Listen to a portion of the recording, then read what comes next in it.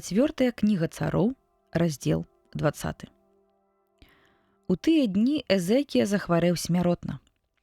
І прыйшоў да яго прарок Ісая, сын Амоса, і сказаў яму: «Гэта кажа Господ, упарадкуй дом свой, бо памрэш і не будзе жыць». Ён адвярнуў свой твар да сцяны і маліўся да Господа, кажучы: «О Господзе, узгадай, як я хадзіў перад табою верна і са шчырым сэрцам, і рабіў тое, што міла табе».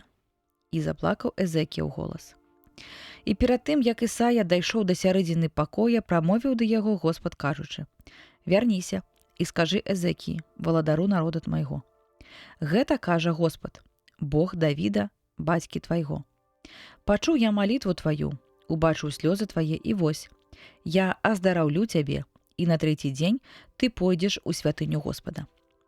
І я дадам да дзён тваіх 15 гадоў, і вызвалю з рукі цара асірыйцаў цябе і горад гэты, і вазьму пад апеку горад гэты дзеля сябе і дзеля Давіда, паслугача майго». І сказаў Ісая: «Вазьміце кавалак фігавы». Калі ўзялі яго і паклалі на яго нарыў, ён ачуняў. І сказаў Эзекія Ісаі: «Што за знак будзе, што Господ аздаровіць мяне, і што на 3-й дзень я пайду ў святыню Господа?» Ісая сказаў яму: «Такі будзе табе знак ад Господа, што Господ споўніць слова, якое ён сказаў. Жадаеш, каб цень прайшоў наперад на 10 ступеней, ці каб ён адступіў на 10 ступеней?» І Эзекія сказаў: «Лёгка цень прайсці наперад на 10 ступеней, і не хачу, каб здарылася гэтак, але хай цень вернецца назад на 10 ступеней».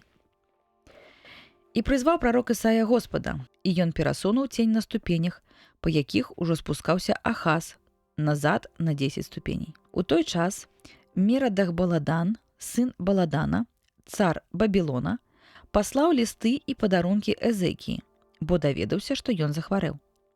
І цешыўся Эзекія з-за іх прыбыцця, і паказаў ім увесь скарб скарбоўніцы сваёй: срэбра і золата, вострыя духмяныя прыправы і найлепшы алей, і ўсю колькасць посуду свайго, і ўсё, што знаходзілася ў яго скарбоўніцах. Не засталося ніводнай рэчы, якой бы Эзекія не паказаў ім у палацы сваім і ва ўсёй маёмасці сваёй. І прыйшоў да цара Эзекіі прарок Ісая і сказаў яму: «Што казалі тыя людзі, і адкуль прыбылі яны да цябе?» Эзекія сказаў яму: «З далёкай зямлі прыбылі яны, з Бабілона».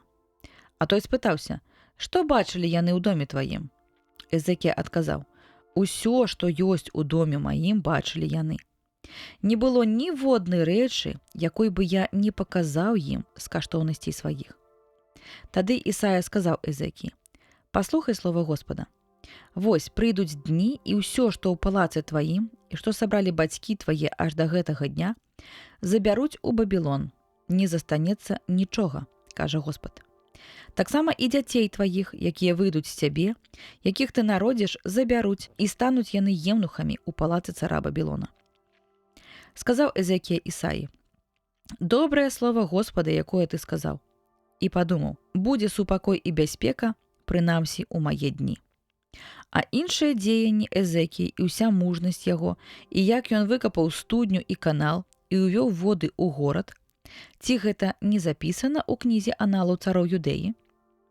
І супачыў Эзекія з бацькамі сваімі, і пасля яго цараваў Манаса, сын яго.